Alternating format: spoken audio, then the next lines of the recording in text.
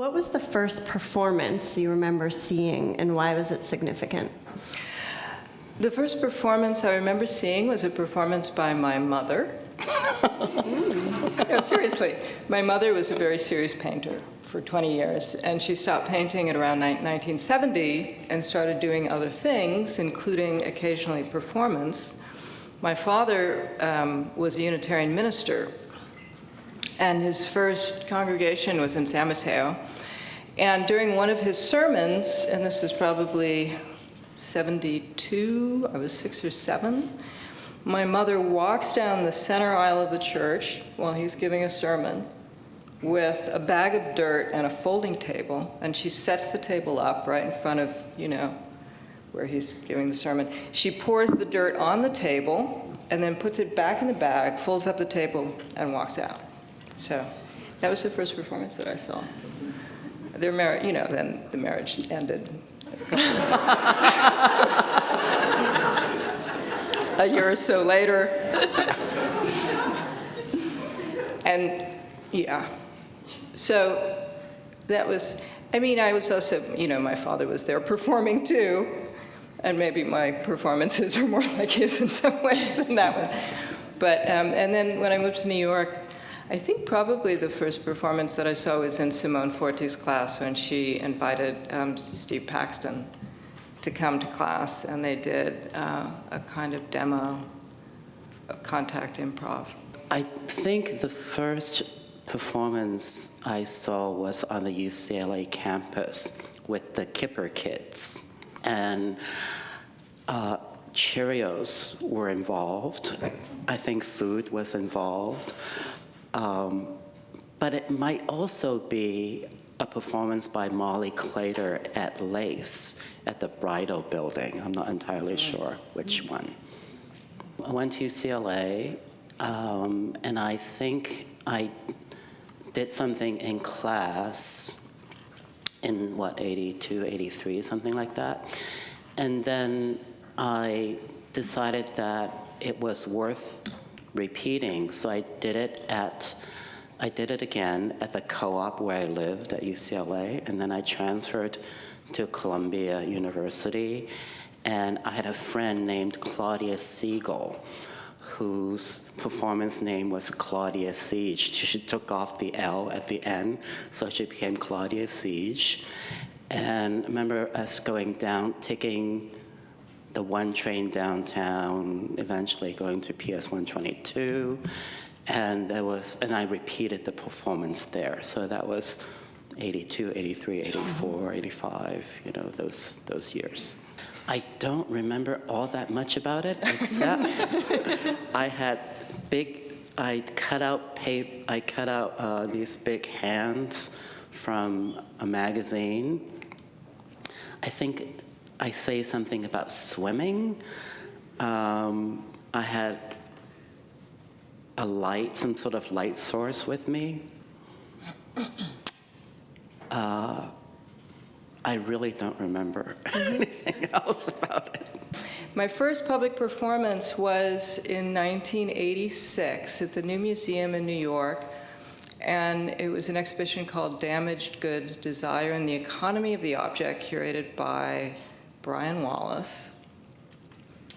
And I wasn't supposed to, and it was my first performance in the form of a gallery talk or a museum tour for this exhibition. And, that's what I was invited to do. And I wrote the script, but I wasn't going to perform it myself. And I actually had found cast somebody to perform. It actually was Sue Williams, who at that point, I think she was painting, but she didn't, she wasn't known as a painter, but she was also, studying acting and doing performances. So, but then I was so late finishing the script, she couldn't memorize it in time for the first performance. And then I realized that I had it completely memorized. And not only did I have it memorized, that I wrote it with, specific kind of delivery, in mind. So I performed it. And then I thought, wait a minute, this is a really important component of this project. And that's sort of how because sort of before that I had been writing some art criticism, and I was approaching the form of a museum tour sort of, I was interested in the performance aspect, but I was also interested I wanted to find a way to sort of bring text and discourse into a gallery space without putting text on the wall and sort of forcing people to read. So I was thinking more on the side of the sort of script and text production, but it also awakened in me some of my high school acting training. I think we were talking before that neither of us identify primarily as performance artists. I identify primarily in art terms, a lot of different ways I identify, but as a conceptual artist, and I work in performance. And I think that you sort of have a similar orientation. I don't really use the term performance art ever. In part, it's because Mike Kelly and Paul McCarthy were my teachers at school, and we always just say performance, right? And I also, I've been interested in art for a very long time. John told me that he found an interview in which I said that I wrote my 9th grade paper on Chris Burdte, which is true. But at the same time, I think about everything in relationship to the performative on some level. And I actually teach a class at UC. I stopped teaching it, but for about a decade, I taught a class called The Performative, because it gave me a chance to think through institutional critique, or from Martha Graham to the Judson Church. I teach Andrea Fraser. I teach various forms of art practices that may not be considered performance art, but is, in my mind, crucially performative. Yeah.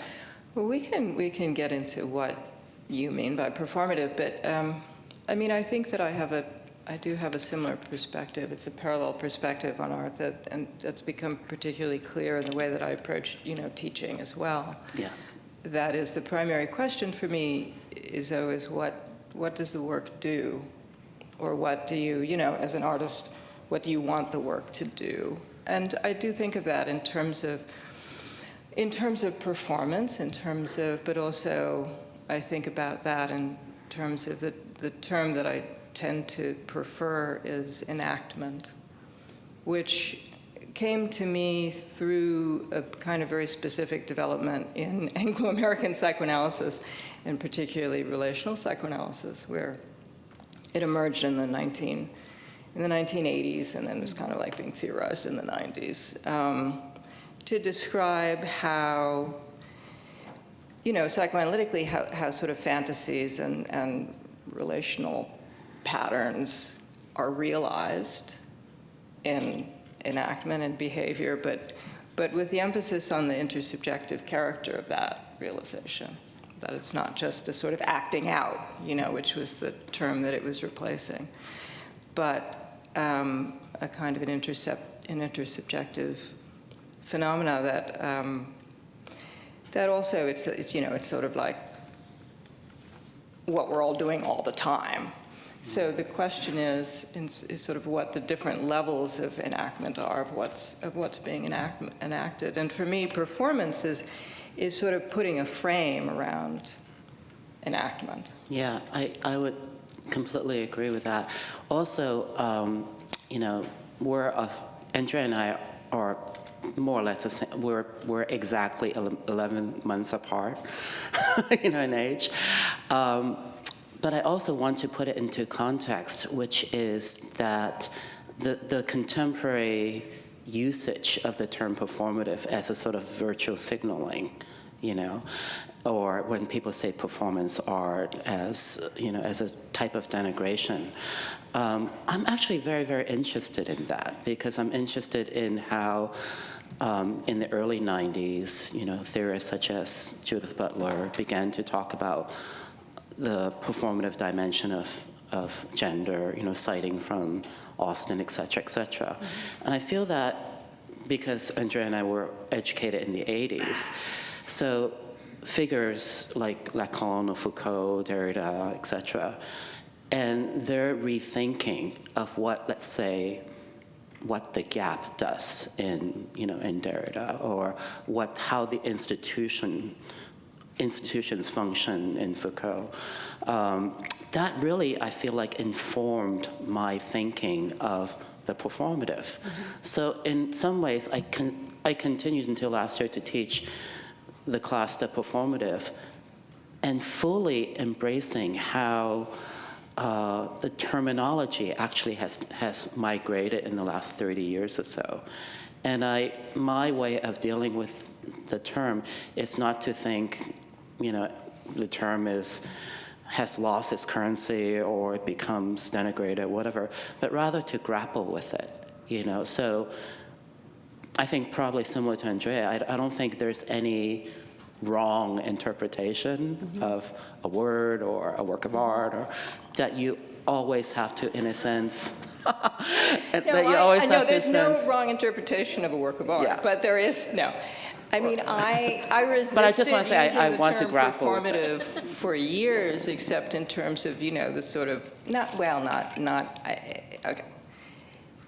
I mean, the term performative sort of emerged on the scene vis-a-vis, philosophy of language, and it's a way of trying to, having a term to describe doing things with words. And now it's used in the exact opposite. It's words that don't do anything. And it drives me crazy. Because I feel like we lose then the capacity to use this term to describe something very specific, which is doing something with words, and how it's become words that are just symbolic, that don't do anything, that don't reflect any kind of action or commitment, or so that annoys me. But I mean, I see a place for it, and yes, it's important to have an adjective that describes the sort of performative, because that's what it's become. It's become an adjective that describes sort of the elements of any kind of art or other things that sort of, involve performance or a live element or take place in front of an audience, and but, in terms of our shared history, yes, there was intellectual history, there was Foucault, but then my framework, in addition to psychoanalysis, sort of starting in the late 80s, early 90s, I was very influenced by Pierre Bourdieu's work. And so in the way that he sort of conceptualizes or theorizes relationships to institutions in terms of, a process of internalization and embodiment, and then what he calls practice, but I think of in terms of enactment or performance, and that's how I ended up doing the kinds of performances that I was doing. So I think, I'm actually just going to talk about Andrea. No, Simon, I think inaugural speech, very discursively based. Yeah, that's right. Approaches to performance, which is pretty specific. I mean, to be distinguished from, say, more body-based. Right. So, Andrea, like for example, when with some exceptions, like when the squatting project in your case. I feel like the squatting projects, it's almost, it's a performance, it's not a performance, it's a poster, and it takes many, many different forms, right? I'm just going to talk about you for a second, Andrea, which is, when you take something like the speeches that people give at the opening of a show in, mostly in Europe, or a docent tour. These are of existing available forms. And I feel like part of what Andrea does is she rethinks the form. So there's a self-analytical dimension, a meditation on the medium, on the form, when she inhabits a performance. And in my case, I think workers' theater. When in the year 2000, I saw a strike at MoMA, and then I told maybe 4 friends about it, Andrea being one of them, and I was really thinking about how this is a form, right? Workers' theater is a form that existed, and we're not availing ourselves of it. Or opera, you know, these are, I mean, I make operas, but I'm not like in opera. I'm an artist who, as a sort of conceptual artist, takes on a form and rethinks that form performatively. But I think, you know, you take on workers' theater and opera in a way that I think is, I mean, it's affirmative in a certain way. Yeah. They're not critiques of workers' theater. I mean, I don't think Actions was a critique of workers' theater. It was sort of trying to revive and make use of workers' theater. Yeah. Whereas I think for me, the sort of strategies of appropriation, or the methodology of appropriation is very linked to a kind of site-specific, critical site-specific intervention, or kind of critical intervention or site-specific critique, where those forms, these sort of genres of public speech, which is the way that I was thinking about, you know, the museum tour, the opening speech, the panel discussion, my work with the Bee Girls, you know, that these genres of public speech then are sort of forms or sort of institutions in themselves, if you will, that I wanted to engage with, to try to sort of enact a kind of you know, imminent critique of those forms in the context in which they had their effects. Do you think this is in part because, not, I wouldn't say in the latest work, but for what your work was centered around for a long time was art institutions? Yeah. Yeah. That, in a sense, it's a type of performative institutional critique. Yeah, exactly. Yeah. I mean, so another parallel, because, well, I was working in the museum context with museum tour performances. I was also in academic context with the V Girls, and we did performances in the form of academic panel discussions at academic conferences, the CAA, the MLA, and you were also doing, you were doing performance lectures very, very early. That was some of your earliest performances. Well, this is performance lectures in academic context. That's right. I did transcripts, a piece that I did. It was originally somebody, I think it was a UCLA art history department, asked if I would give a talk, and I said, I don't want to talk for 20 minutes, I want to talk for an hour. And it became a performance, right? But it was similar to some of Andrea's work. It began in an art history conference, and then somebody from CUNY Grad Center saw it and said, oh, you have to do it for the Cultural Studies Conference. And then somebody from the Gay and Lesbian Film Festival saw it and said, oh, you have to do it for the film festival. So it's like this thing that I did exactly the same thing, but it migrated from context to context a little bit differently. So suddenly it was at the Anthology Film Archives, and it was a film. It was a live film, you know?